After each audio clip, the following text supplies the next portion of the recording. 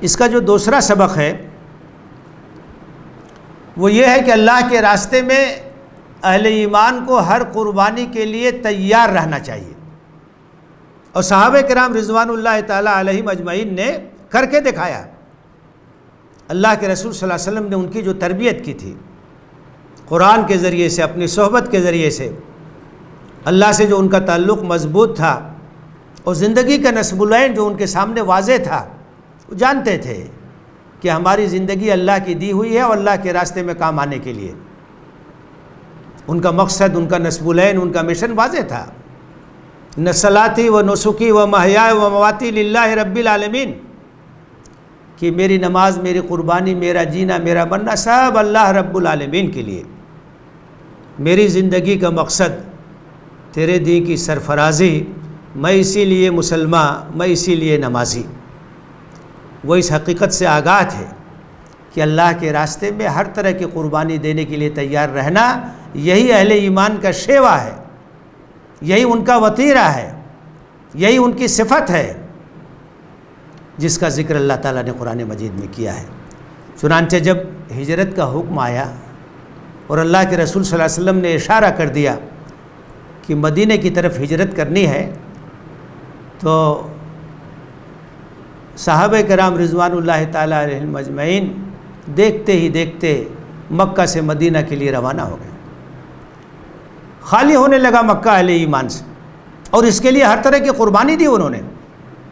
حضرت ابو سلمہ جب اپنی اہلیہ ام سلمہ اور اپنے بیٹے سلمہ کے ساتھ ہجرت کے لیے نکلے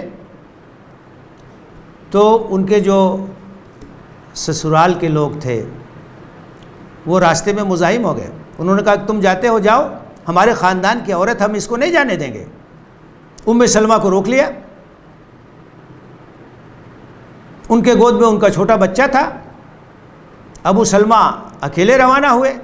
یہ منظر جب دیکھا حضرت ابو سلمہ رضی اللہ تعالیٰ عنہ کے خاندان والوں نے تو ان کی عصبیت بھی جاگی، تو انہوں نے کہا کہ ٹھیک ہے، یہ خاتون تمہارے خاندان کی لے جاؤ، لیکن یہ بچہ تو ہمارے خاندان کا ہے، اس کو ہم نہیں جانے دیں گے۔ اور پھر باقاعدہ رسہ کشی بھی ہو گئی، اس بچے کو دونوں طرف سے کھینچا جانے لگا، اس کا ہاتھ بھی اکھڑ گیا۔ نتیجہ کیا ہوا کہ تینوں تین جگہ ہو گئے۔ ابو سلمہ اکیلے ہجرت کے راستے پہ روانہ ہو گئے، ام سلمہ کو ان کے میکے والے لے کے چلے گئے، اور ننھا بچہ وہ اپنے ددیال میں آ گیا۔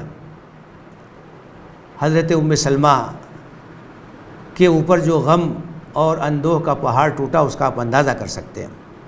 ایک عرصے کے بعد لوگوں کو رحم آیا تو پھر ان کو بیٹے کے ساتھ ہجرت کی اجازت دی۔ تو یہ قربانی بھی صحابہ نے پیش کیا۔ حضرت صہیب رومی رضی اللہ تعالیٰ عنہ جب جانے لگے تو اہل مکہ ان کا راستہ روک کے کھڑے ہو گئے، اور انہوں نے کہا کہ جب تم مکہ میں آئے تھے خالی ہاتھ تھے، تمہارے پاس کچھ نہیں تھا، جو کچھ کمایا دھمایا ہے، یہاں سے کمایا دھمایا ہے، یہ سب لے کے جانا چاہتے ہو؟ تو انہوں نے کہا کہ اگر یہ مال و دولت میں تمہارے حوالے کر دوں تو میرا راستہ چھوڑ دو گے؟ انہوں نے کہا کہ ہاں۔ وہ سب مال و اسباب ان کے حوالے کر دیا اور خالی ہاتھ روانہ ہو گئے۔ اللہ کے رسول صلی اللہ علیہ وسلم نے فرمایا ربح صہیب، ربح صہیب، صہیب نے بہت ہی نفع کا سودا کیا، صہیب نے بہت ہی نفع کا سودا کیا، مال و متاع کو چھوڑ دیا اور اللہ اور اس کے رسول کے لیے ہجرت کا انتخاب کر لیا۔ تو یہ قربانی جو صحابہ کرام نے پیش کی، یہ اس بات کی دعوت دیتی ہے کہ اہل حق کو ہمیشہ اللہ کے راستے میں قربانی دینے کے لیے تیار رہنا چاہیے۔ ہر طرح کی قربانی، مال و دولت کی قربانی، رشتے اور تعلقات کی قربانی، خاندان اور نسب کی قربانی، ہر طرح کی قربانی دینے کے لیے تیار رہنا چاہیے، کیونکہ اللہ کا دین قربانی چاہتا ہے، اللہ کا دین ایثار چاہتا ہے، اللہ کا دین یہ چاہتا ہے کہ اس کے راستے میں سب کچھ لٹانے کا جذبہ ہمارے اندر ہونا چاہیے۔